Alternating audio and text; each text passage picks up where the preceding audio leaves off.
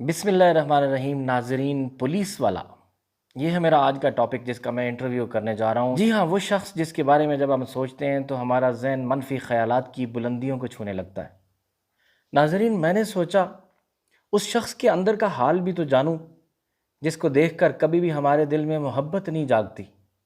Police والے کے interview کے لیے آگے بڑھنے سے پہلے اگر آپ نے سبسکرائب بٹن پریس نہیں کیا تو پریس کر لیجئے اور گھنٹی کا نشان پریس کرنا نہ بھولیے۔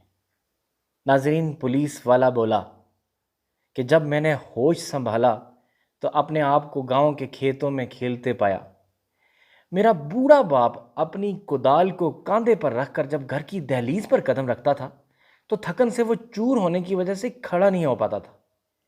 میرا بوڑھا باپ پورا دن اپنا پسینہ بہاتا تھا تاکہ جب وہ شام کو گھر لوٹے تو اس کی جیب میں کاغذ کے چند ٹکڑے ہوں جو اس کے خاندان کا پیٹ بھر سکیں۔ میرے جوانی تک پہنچتے پہنچتے میرے باپ کی کمر تھک گئی۔ اس نے اپنی جوانی اور اپنے جسم کی تمام طاقت اپنے اس خاندان پر نچھاور کر دی جس کا وہ واحد سہارا تھا۔ پولیس والا بولتا گیا اور میں سنتا رہا۔ اس نے کہا، میرے سامنے صرف دو راستے تھے کہ میں اپنے آپ کو کتابوں کی نظر کر کے اپنے خاندان کو تڑپتا دیکھوں یا کتابوں کی دنیا کو ایک سائیڈ پہ رکھوں اور اپنے باپ کی جھکی ہوئی کمر کا سہارا بن جاؤں، اور میں نے دوسرا راستہ اختیار کیا۔ میں پولیس والا بن گیا۔ اب میں بہت خوش ہوں۔ میرے جسم پر موجود وردی مجھے اعتماد دیتی ہے۔ میرے باپ کے چہرے پہ موجود مسکراہٹ مجھے اندر سے خوش کر دیتی ہے۔ میرے ہاتھ میں موجود گن میرے عقب میں موجود ہزاروں کے مجمع کی حفاظت کی ضمانت ہے۔ میں جس منزل پر پہنچ گیا ہوں وہاں کوئی بھی بم میرے جسم کے چیتھڑے بھی اڑا سکتا ہے اور کوئی بھی گولی میرے جسم میں سوراخ کر سکتی ہے۔ ناظرین، پولیس والا کہتا ہے، رات کو جب میں سونے لیٹتا ہوں تو یہ خیال آتا ہے کہ گھر کی کفالت کی قیمت میں اپنی جان کو موت کے سامنے رکھ کر ادا کرتا ہوں۔ پھر میں سوچتا ہوں کہ اپنے معاشرے کی مسکراہٹوں کو اگر میں قائم نہیں رکھوں گا تو کون رکھے گا؟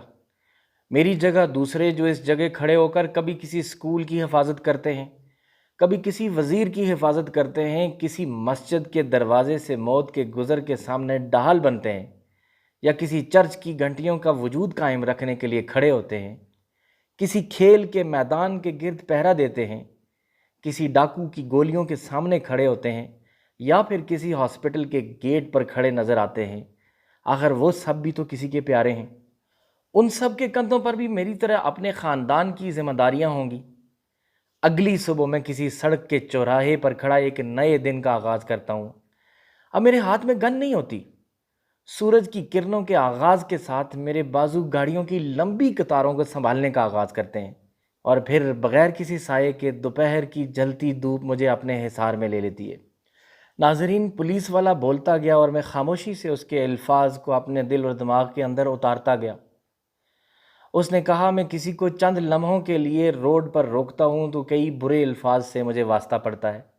گاڑی کی آرام دہ سیٹ پر بیٹھا ہوا اے سی کی خوشگوار ٹھنڈک میں بیٹھے اس گاڑی والے کو کبھی یہ احساس نہیں ہوتا کہ جو شخص تپتی دھوپ میں اس کے شہر کی ٹریفک کو کنٹرول کرتا ہے، اس کے یونیفارم کے اندر موجود جسم بھی اتنا ہی درد اور گرمی محسوس کرتا ہے جتنا کہ وہ خود کرتا ہے۔ جب کورونا وائرس نے پورے ملک کو ویران کر دیا تھا، میں تب بھی سڑکوں پر کھڑا اپنا فرض ادا کر رہا تھا۔